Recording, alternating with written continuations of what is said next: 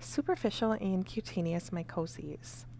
So first we're going to start by talking about the agents of superficial mycoses.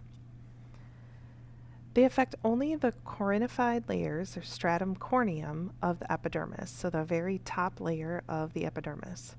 Affected patients do not show any overt symptoms. Fungal agents do not activate any tissue response of inflammatory reaction. Medical attention usually sought to address cosmetic rather than medical concerns caused by these fungi. Mycoses furfur complex causes tinea versicolor, a disease characterized by patchy lesions or scaling of very varied pigmentation. It is also thought to be the cause of dandruff. Lesions appear as pale patches in individuals with darkly pigmented skin, but they can also be described as fawn-colored liver spots in individuals with a fair complexion. Prevalent body sites for infections would be the face, trunk, chest, and abdomen. Antifungal therapy is not typically indicated, but the appearance of lesions may be diminished by treatment with anti-dandruff shampoos. Interestingly, M. furfur complex has also been implicated in disseminated infections in patients receiving lipid replacement therapy, particularly in infants. Removal of indwelling feeding lines is usually sufficient to clear infections without using antifungal therapy. M. furfur can be identified by visualizing skin scrapings from characteristic lesions in a potassium hydroxide preparation. So what they do is they scrape some of the skin off, and this isn't painful because it's just the top layers, which the stratum corneum is about 30 layers thick of dead skin cells. They're just sacs of keratin. So when you scrape those off, you can mix them in with some, usually like 20% potassium hydroxide, and warm it up for a period of time. Usually like 20 to 30 minutes is sufficient for that. The potassium hydroxide and warmth will dissolve away all of the human skin cells, leaving those fungal elements. Or you can observe yellow fluorescence with a wood lamp on examination of the infected body site. Microscopic examination of the direct smear and KOH preparations reveal budding yeasts approximately 4 to 8 micrometers, along with septate, sometimes branched hyphal elements. The microscopic appearance has gained M. furfur the nickname the spaghetti and meatballs fungus. So this is what that looks like, and apparently to some it looks like spaghetti and meatballs. I, to this day, don't see it. I don't know what kind of spaghetti and meatballs people are eating, but this does not look like that to me. But Mycoses furfur, this may help you remember this one. The qualifying exam loves to talk about this one and the spaghetti and meatballs of it. So you can kind of take a look at the various fungal elements and what it would look like in this preparation.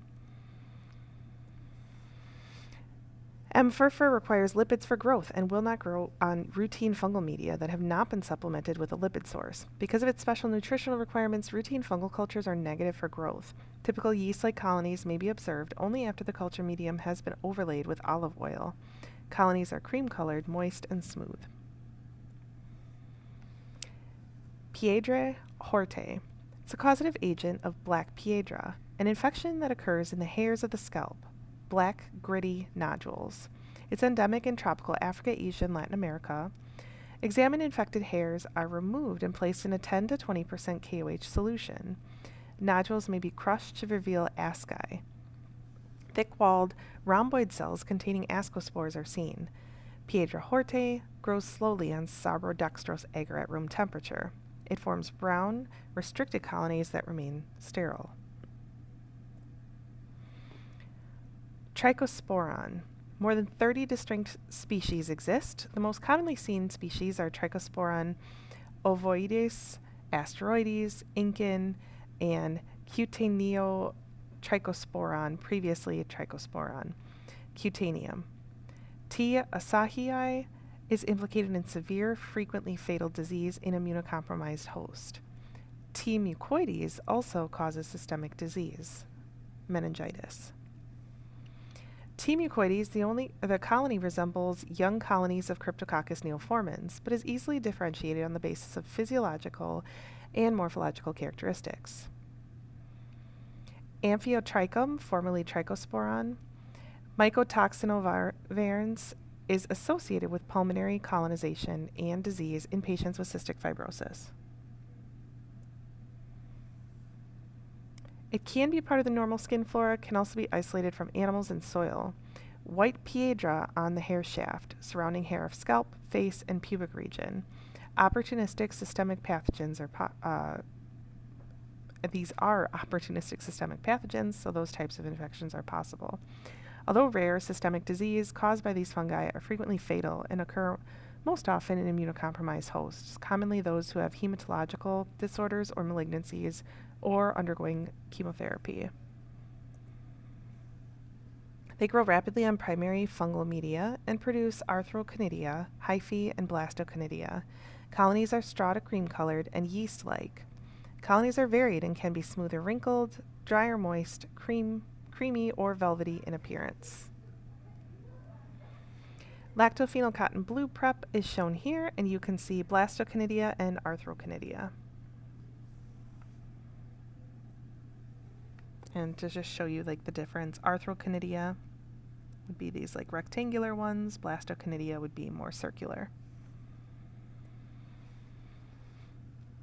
Identification to the species level is confirmed by biochemical reactions and also numerous molecular and proteomic approaches in conjunction with the biochemical reactions. So MALDI would always be confirmed and backed up using the biochemicals.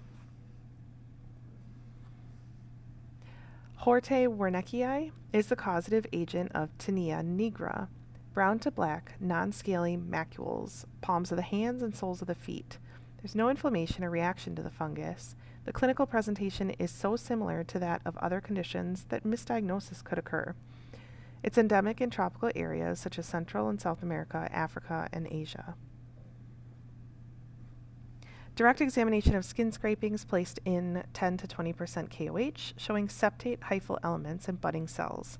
Younger cultures are primarily composed of budding blastoconidia, whereas the older mycelial portion of the colony shows wide, profusely septate hyphae with blastoconidia in clusters. Culture, shiny, moist, yeast-like colonies, brown to olive or greenish-black. This is the microscopic structures of H. werneckii.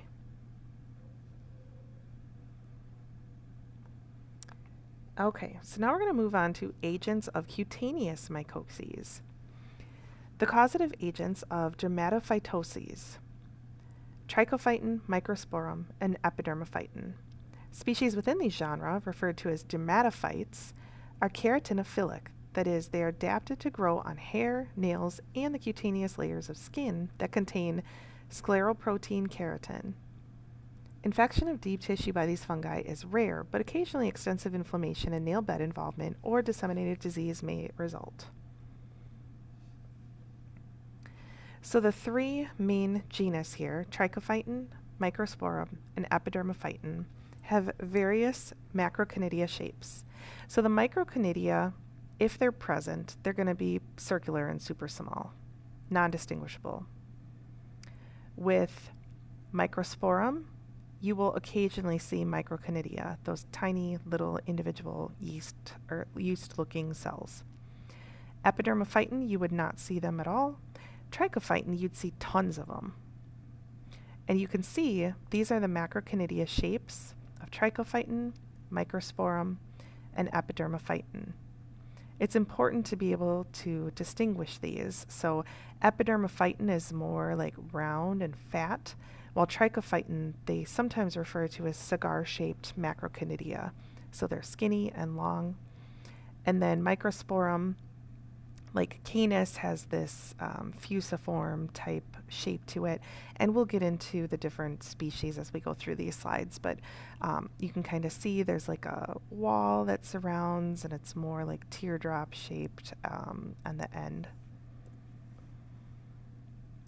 The hyphae can also be different, and there's different like distinguishing features here. So spiral hyphae, trichophyton mentagrophytes, pectinate body, microsporum audanii, favic chandelier, trichosporum schollenii, a nodular organ, microsporum canis, and a racket hyphae, epidermophyton flecosum. So general characteristics, they most mostly live freely in the environment. Few have adapted almost exclusively to living on animals, so they're zoophilic. Human tissue is arthrophilic, rarely recovered from any other source. Distribution is generally worldwide, although a few are found only in restricted geographic regions. There's two sizes to the reproductive cells, as I mentioned previously, the macroconidia and microconidium. Macroconidium are big, microconidium small. Usually microconidium look more like individual cells. Both are anamorphic or asexual conidia. Structures for species identification, there's a distinctive size, shape, and surface features. Some members also have telomorphic stages in which ascospores are the reproductive cells. Telomorphs of this group of organisms are not observed routinely in laboratory studies of patient isolates because dermatophytes are heterothallic, requiring the combination of two distinct mating types. Although a few reference laboratories produce or perform the mating tests with known tester strains, this procedure is not regularly performed in clinical laboratories. Most geophilic fungi produce large numbers of conidia and therefore are amongst the most readily identified species. Zoophilic dermatophytes are not commonly found living freely in soil or on dead organic substrates. They often cause infections in animals and can be spread as agents of disease in humans. There's fewer conidia are produced by zoophilic fungi than by geophilic species. Although the anthropophilic species are almost always encountered as agents of human disease, the infections are seldom inflammatory. Species identification may be difficult because most arthropophilic species produce few conidia. Symptoms of dermatophyte infections range from slight to moderate and occasionally severe.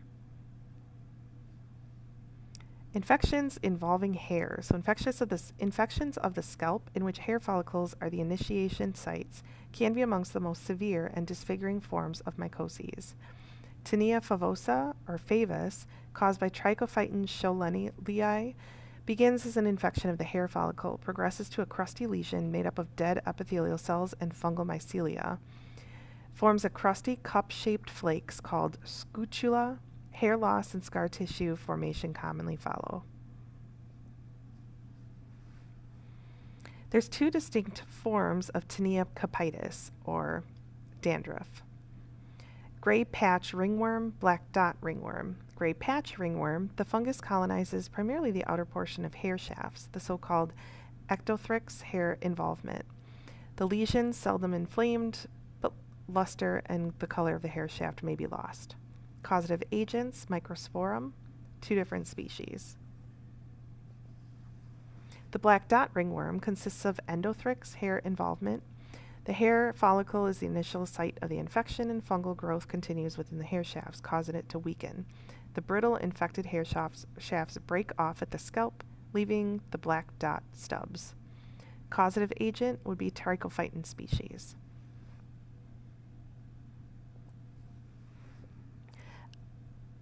Onychomycosis, which is the infection of nails, is most commonly caused by dermatophytes, but also may be the result of infection by other fungi. These nail and nail bed infections may be amongst the most difficult dermatophytosis to treat. Long-term, costly therapy with different types of antifungals has been considered the best treatment, but results are often unsatisfactory. There's also a direct association between dermatophytic infections of the feet or hands and infection of the nails. Some common agents that infect the nails, Trichophyton rubrum, Mentagrophytes, tonsurans, and Epidermophyton flaccosum. Tinea pedis, also known as athlete's foot, infection arises from infected skin scales coming into contact with exposed skin via a carpet, shower floors, or other shared walking standing surfaces where shoes are not always worn. Infections within a family are common. Various sites on the foot may be involved, but tinea pedis usually affects the soles and toe webs. In more severe cases, the sole may develop extensive scaling with fissuring and erythema. The disease may progress around the sides of the foot from the sole, giving rise to the term moccasin foot, descriptive of the appearance of the infected area. Infections of glabrous skin range from mild with only minimal scarring and erythema, to severely inflamed lesions. Systemic dermatophyte infections occur in immunocompromised individuals. In disseminated disease, nodules with varying sizes to granulomas as possible, primarily in the kidney transplant patients, and is thought to have spread from athlete's foot or onychomycosis. So this is why we do toenail cultures. So we would break apart various pieces of toenail, stick them in the agar, and look for 3 similar colony morphology types and identify it to the species level, because if a patient is immunocompromised, they're at risk of developing disseminated infection from the fungus that's growing in their toenails. Epidermophyton flocosum produces one size of conidia, described as macroconidia because of their size. The macroconidia appearance, they're smooth, thin-walled, produce clusters or in singly. Distal end is broad or spatulate and reminiscent of a beaver's tail, usually separated into 2 to 5 cells by perpendicular cross walls. Colony morphology, yellow to yellow-tan with feathered edges in the small diameter. E. flocosum isolates are notorious for developing pleomorphic tufts of sterile hyphae in other older cultures. E. flocosum is distributed worldwide. So this is a picture of Epidermophyton flocosum. Colony growth is slow, powdery with a yellow khaki surface, brown reverse. Macroconidia are club-shaped. Microconidia are absent. A lab test would be a hair perforation test, negative, urease positive, and growth at 37C. Infections are commonly cutaneous, especially of the groin or feet. And here's a picture of the colony, and this is a picture of what it looks like under the microscope. So this is one of the more common pictures that you would have to identify, looking at the club-shaped macroconidia. Microsporum canis. So the macroconidia are spindle-shaped with thick walls. Tapered, sometimes elongated, spiny distal ends of the macroconidia are key features that distinguish these species. Now, in addition to having this and having it look like spindle-shaped and come to a point at the end, you're also going to see the microconidia in the background. So microconidia are these tinier little dots that you see around. They're abundantly formed by most isolates, and these may be the only conidia maintained in cultures that have been serially transferred. Here's another picture of Microsporum canis and some additional details. Hair perforation test positive and urease positive. Infection in humans occurs on the scalp and glabrous skin. It's also a cause of ringworm in cats and dogs. Hence the canis. Colony morphology, initially white and silky. The reverse side of the colony is usually developing a yellow pigment, especially on potato dextrose agar. Worldwide distribution. So here's some more pictures of Microsporum canis, and then this is it under the microscope.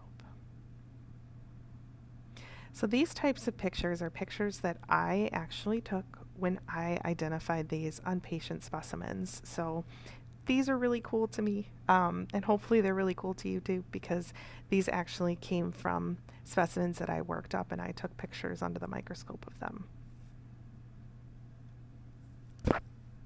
And here's a picture of the colony.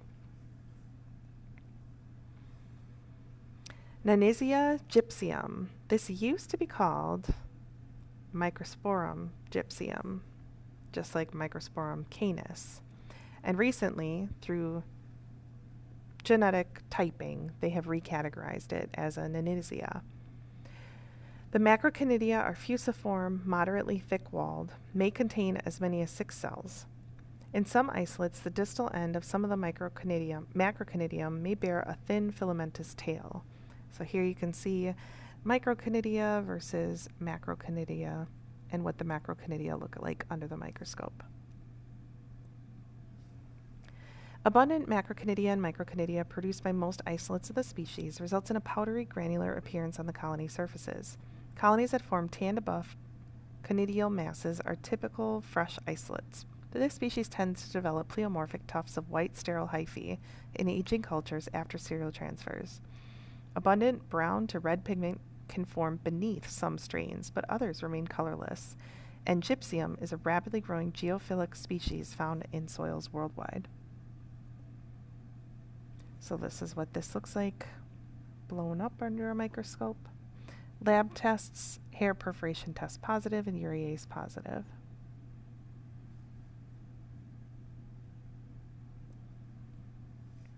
And this is another one of those really cool pictures where I identified this in an image. And this is the colony type. Microsporum auduinii, slow-growing and anthropomorphic dermatophyte, used to be the leading cause of dandruff in children, or tinea capitis. Rare conidia, some isolates produce terminal chlamydioconium-like swellings terminally on hyphae. Colonies cottony and white with little to no pigmentation on the reverse. Trichophyton mentagrophytes, microconidia are primarily globose but may appear tear-shaped, found in clusters described as grape-like. Macroconidia are smooth, cigar-shaped with 4 to 5 cells separated by parallel cross walls, produced singly on undifferentiated hyphae. So this is a picture of the microconidia, and you can see how they're clustering together. Colony morphology varies with the extent of conidia production. Granular colonies are noted when abundant microconidia are formed. In the downy form, conidia are less abundant. Compared with other dermatophytes, T. mentagrophytes is relatively rapidly growing fungus. This species is distributed worldwide. So here you can see a picture of the clustering microconidia. I'm not seeing any of the club-shaped macroconidia in this picture. So these are hair perforation test positive, urease positive, and growth at 37C. Infection is typically found on the feet, hands, or groin, but can also be associated with inflammatory lesions of the scalp, nails, and beard. And here's a picture of the cigar-shaped macroconidia. So you can see one here, you can see another one here, here in the background, and then the clustering microconidia.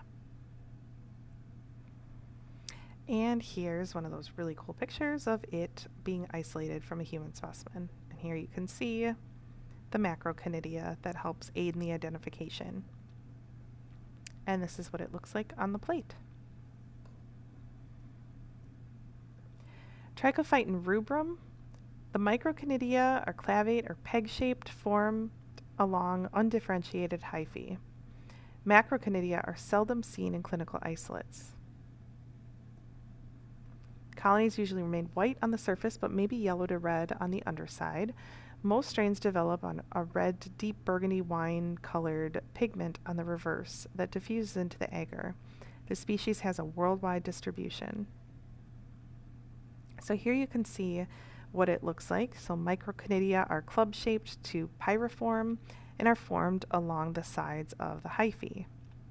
Lab tests, hair perforation test negative, urease negative, and growth at 37C. And here's a picture of it in the microscope, under the microscope,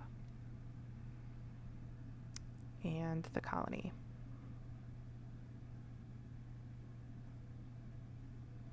This just shows the hair perforation test. So we would put a piece of hair in the presence of this fungi, and then we would stain the hair to see if there's any perforation in it.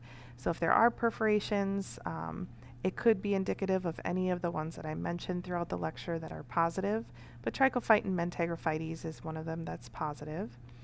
Trichophyton rubrum would not cause those perforations, so that's negative.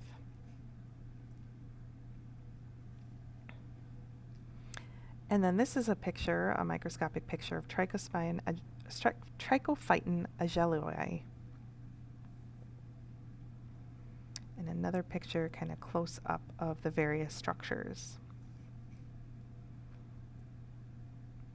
Trichophyton tonsurans, colony morphology, rust-colored pigment on the colony's reverse when grown on Sarbort dextrose agar. Microscopic, microconidia, extremely variable in shape, ranges from round to peg shapes. Leading cause of tinea capitis in children in many parts of the world, including the United States. Infects hair, skin, and nails.